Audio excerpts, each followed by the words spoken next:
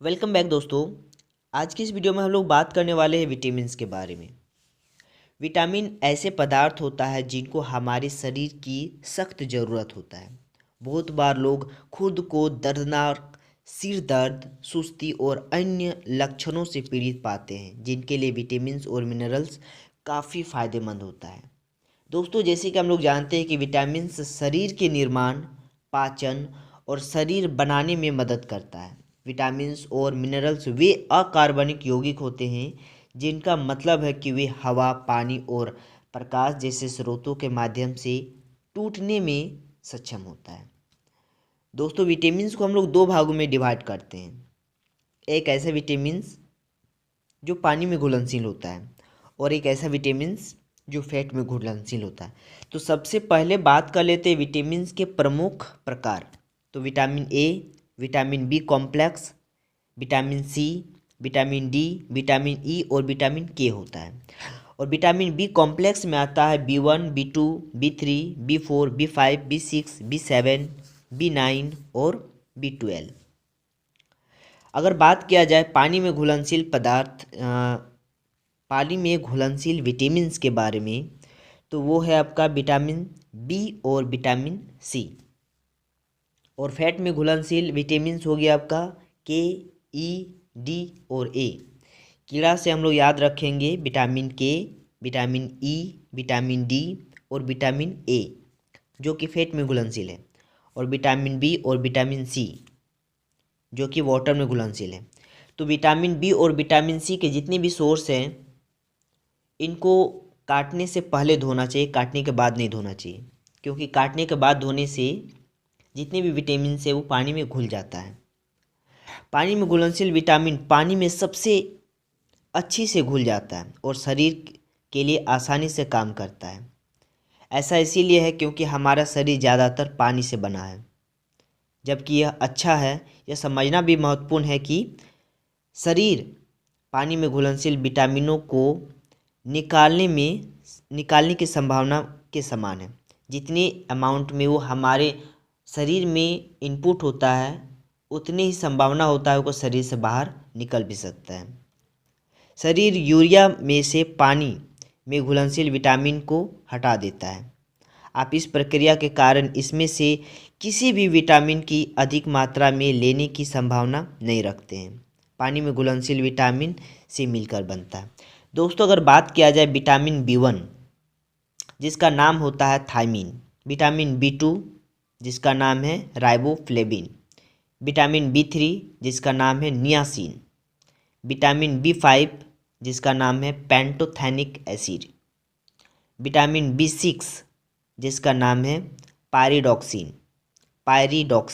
Vitamin B7, जिसका नाम है बायोटीन, विटामिन B9, जिसका नाम है फोलेट या फॉलिक एसिड, और विटामिन B12, जिसका नाम है कोबालामिन।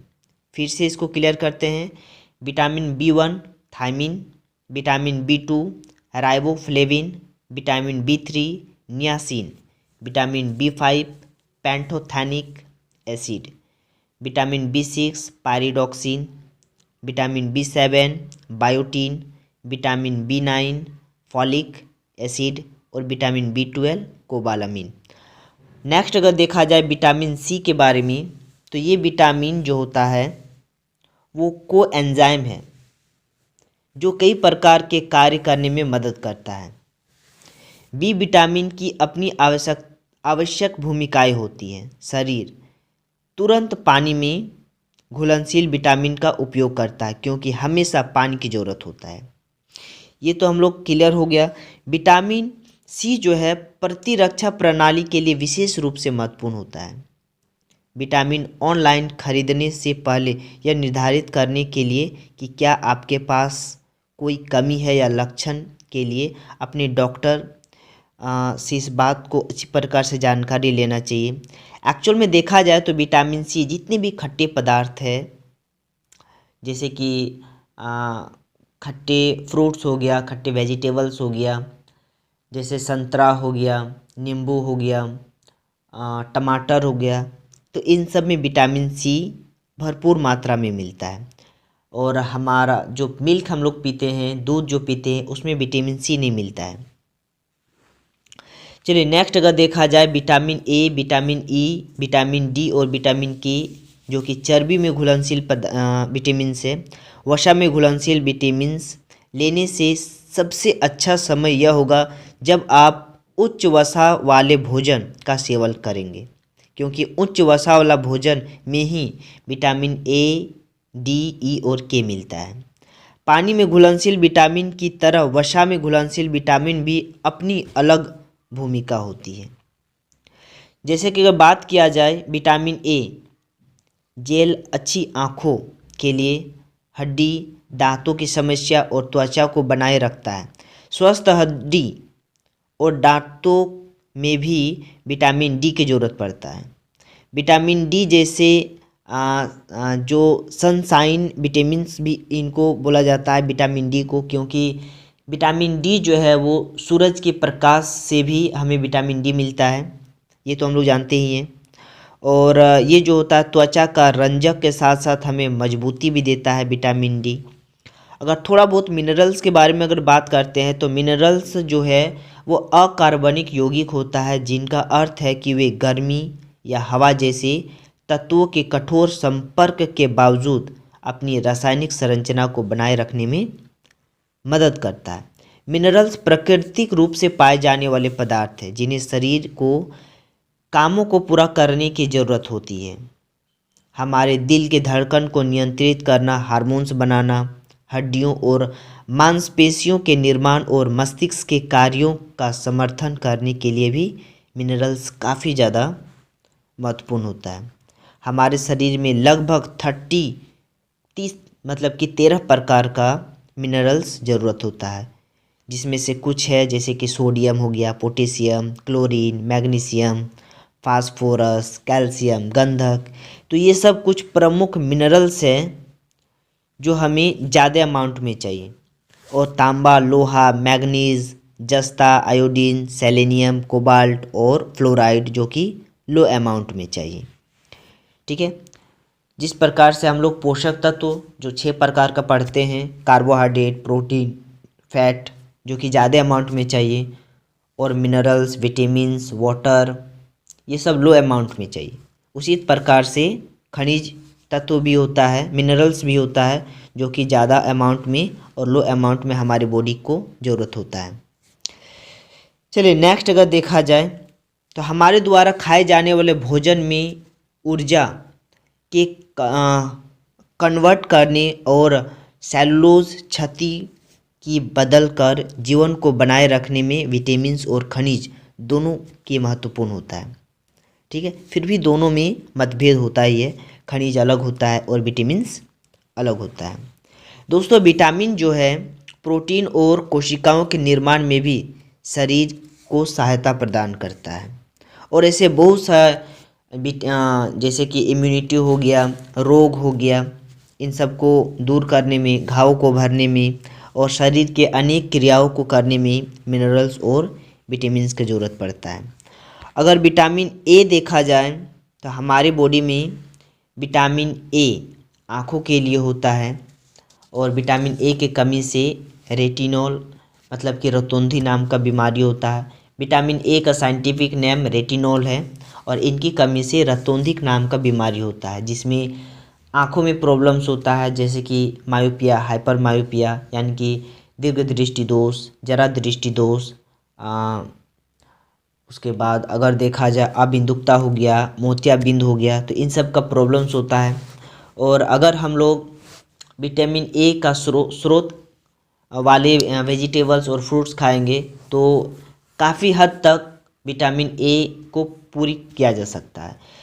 जैसे कि अगर देखा जाए तो जितने भी ऑरेंज कलर का फ्रूट्स है इन सब में विटामिन ए भरपूर मात्रा में पाया जाता है, जैसे कि कैरोट हो गया और पपाया हो गया, इन सब में विटामिन ए भरपूर मात्रा में पाया जाता है। फ़िश ऑयल, इस सब चीज़ में भी विटामिन ए पाया जाता है। वहीं पर विटामिन बी के बारे में अभी जस्ट डिस्कस किए, और विटामिन बी जो है हमारे स्किन से रिलेटेड, हमारे बालों से रिलेटेड होता है। विटामिन सी जिसकी कमी से हमें स्क्रिवी रोग होता है, जिसमें मसूड़े में मसूड़ों से ब्लड आना और स्किन का रफ होना, इम्यूनिटी का कमज़ोर होना, ये विटामिन सी से प्रॉब्लम्स होता है। और विटामिन सी का स्रोत अगर देखा जाए तो जितने भी खट्टे फल सब्जी है इन सब से विटामिन सी मिलता है काफ़ी हद तक। विटामिन डी से रिकेटस नाम का बीमारी होता है जिसमें हमारा हड्डी जो होता है कमज़ोर होता है। और विटामिन डी का अच्छा खासा स्रोत है सन, सूरज लालिमा वाला जो लाल कलर का जो सन होता है सुबह और शाम का टाइम, उनसे हमारा बॉडी में विटामिन डी अधिक मात्रा में मिलता है। और जितने भी कैल्शियम युक्त पदार्थ जो हम लोग खाते हैं उनसे भी विटामिन डी मिलता है। Green vegetables, fruits and flowers, इनसे भी विटामिन डी मिलता है। और मिल्क से भी विटामिन डी मिलता है। वहीं पर अगर देखा जाए विटामिन ई, तो विटामिन ई को ब्यूटी विटामिन भी कहेंगे, जो कि हमारे स्किन से रिलेटेड होता है। विटामिन ई की कमी जब होता है तो हमारा स्किन रफ होता है, एड़ी फटना स्टार्ट होता है, हमारा जो होंठ होता है वो फटता है।